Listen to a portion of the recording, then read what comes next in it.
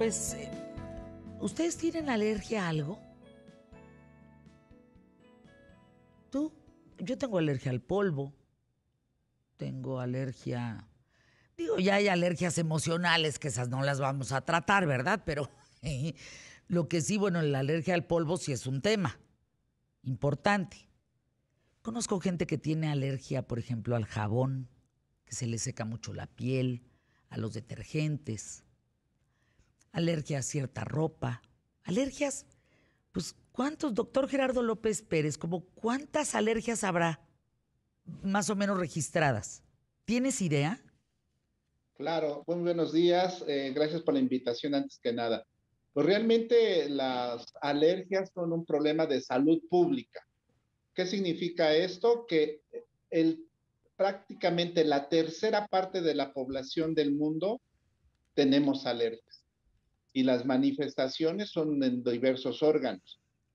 Quiero poner en contexto que las alergias son un grupo de enfermedades que se caracterizan por tener cronicidad, por tener recaídas muy frecuentes y desde luego por afectar la calidad de vida de la gran mayoría de las personas que la sufren. Y lo van a entender cuando nosotros hablamos, por ejemplo, de rinitis alérgica, que en el lenguaje común la conocen como gripa recurrente o catarro crónico. Entonces, una persona que tiene rinitis alérgica es pues una persona que sufre mucho por no poder respirar de una manera sencilla. Otro tipo de alergia es la alergia que se conoce como asma. El 80% de las asmas, de las personas que tosen o tienen dificultad para respirar, son de origen alérgico. Otro tipo de alergias son en la piel, se le conoce como dermatitis de contacto o bien la presencia de rochas que se conoce como urticaria.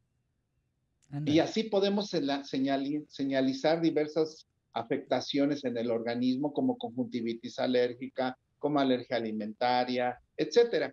De tal manera que cada órgano va a presentar una manifestación que nos lleva a que la persona sufra de una enfermedad crónica de larga evolución, obviamente, que tiene muchas recaídas, es decir, que tienen que ir constantemente al médico, que se agravan en periodos estacionales como el frío y que necesitan un gran consumo de recursos económicos para su atención y desde luego afectan la calidad de vida.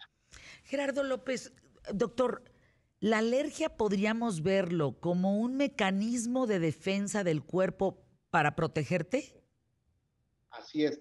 Nuestros Ándale. mecanismos de defensa Ujú. realmente ustedes conocen, de hecho es lo que estamos ahorita tratando de ver con la famosa infección de COVID. Cuando tenemos una infección, nuestros mecanismos de defensa se montan y eliminan a la gente, es decir, a la gente extraño y evidentemente son gérmenes que nos ocasionan un daño. Pero en las enfermedades alérgicas ocurre que el daño lo ocasionan elementos que normalmente conviven con nosotros, como podría ser el polvo de la casa, como puede ser la caspa de algún animalito, como puede ser un alimento.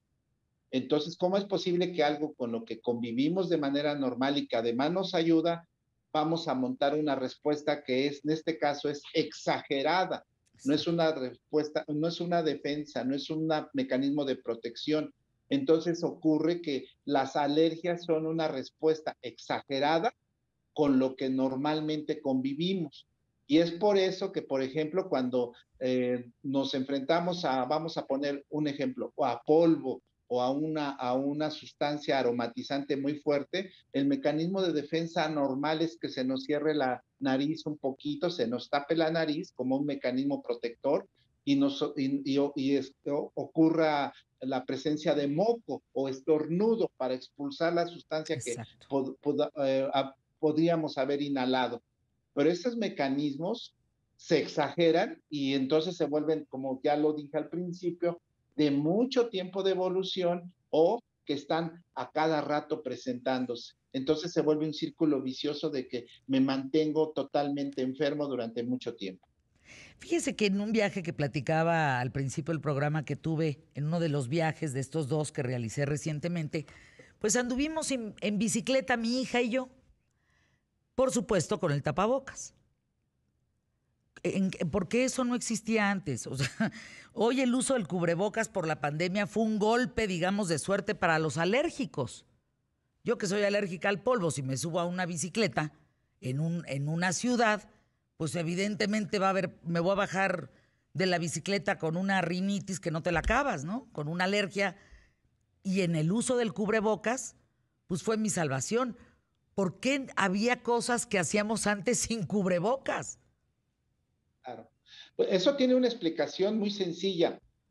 ¿Ustedes han escuchado hablar de las partículas PM10 o partículas sólidas suspendidas que tanto argumentan y que es un problema gravísimo de contaminación?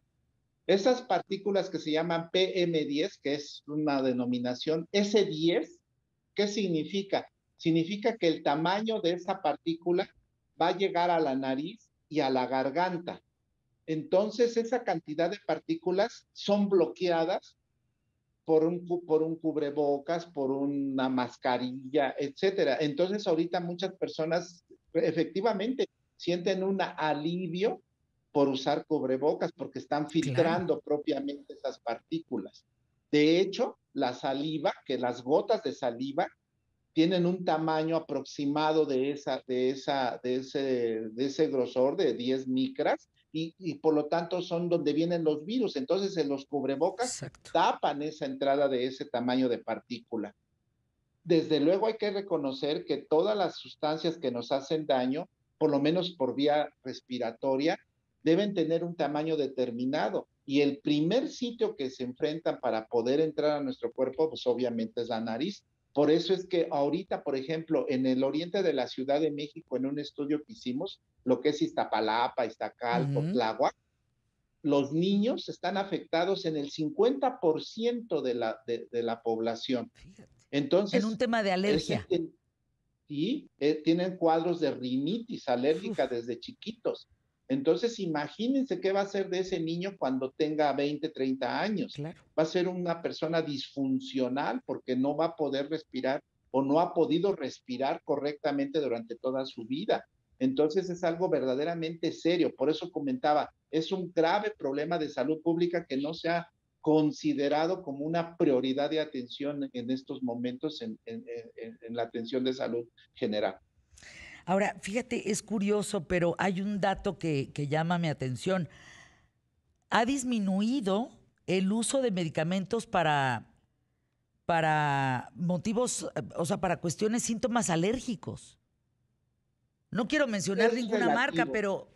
pero ha disminuido por el tema del uso del cubrebocas. Ha sucedido efectivamente esto que nosotros hemos señalado, que es el hacinamiento en las escuelas, en los niños que conviven todos los días, pues les ha disminuido algo muy interesante, que es la infección. Alergia con infección van de la mano. La alergia es como si tuviéramos una herida en la piel. Nos cortamos con un cuchillo, nos damos un raspón. Entonces, si no nos lavamos bien y no le ponemos una pomadita o la cubrimos, se nos infecta. ¿Qué significa tener alergia? Significa tener una herida constante abierta en la vía Claro, respiratoria o en el tubo exactamente. digestivo. Entonces, cualquier sustancia, entre muchos, los gérmenes, bacterias y virus, pueden penetrar de manera muy fácil e infectarnos. Entonces, muchos de nuestros pacientes que están con alergia y se unen o están en una zona muy conglomerada, pues van a infectarse muy frecuentemente de ciertos virus y de ciertas bacterias. Por ese motivo, tienen que utilizar muchos medicamentos porque están recae de infecciones, de síntomas agudos. Entonces, esto es lo que hace que se consuma demasiados medicamentos. Entonces, cuando nosotros tratamos de controlar a un paciente, es simple y sencillamente quitarle esa herida que tiene en esa superficie de su organismo. En los 2 minutos que nos quedan, Gerardo, has puesto tu mente a echar a andar, ¿no? Has pensado en dónde vamos a tener que sí o sí seguir usando cubrebocas. Desde el punto de vista protector, lo debemos usar y lo debemos seguir usando hasta que esto termine, que es la pandemia. pero desde el punto de vista práctico hacia las alergias, pues puede tener una utilidad. Pero realmente, déjenme decirles, hay muchas medidas profilácticas, preventivas, que nosotros podemos implementar para disminuir las alergias. Y una cosa mucho más sencilla que debería de hacer no nosotros, no la población que siempre nos atribuyen la responsabilidad para que lo hagamos nosotros, o los médicos, es, por ejemplo, bajar la cantidad de contaminantes en el ambiente. Eso se les ha olvidado a todos los gobernantes, por lo menos de la Ciudad de México, de Claro. muchas ciudades del país. Entonces, la contaminación es lo que nos ha dañado gravemente y ha incrementado las alergias. Entonces, como les decía yo hace ratito, las sustancias contaminantes, que entre ellas muchas de las derivadas de los efectos de la combustión inadecuada de combustibles, etcétera, hace que nos dañen y que perpetuemos este tipo de enfermedad.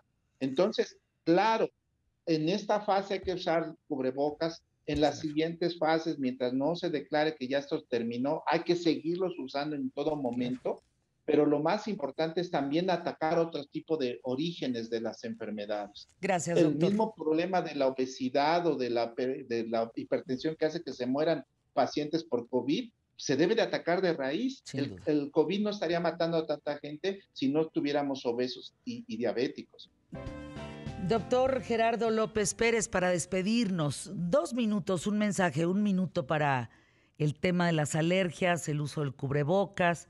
Te preguntaba hace un momento, ¿dónde crees que vamos a tener que seguir usando cubrebocas? Yo pienso que por lo menos en entrada a hospitales, eh, cuando estás expuesto a un metro, ¿no? A usar el metro, que es un lugar muy encerrado, cuando estás en posibilidad de hacer algún deporte en zonas abiertas, pues no todas las ciudades evidentemente son transparentes, pues hay una cantidad de mugre circulando en el aire que pues no la queremos en nuestros pulmones.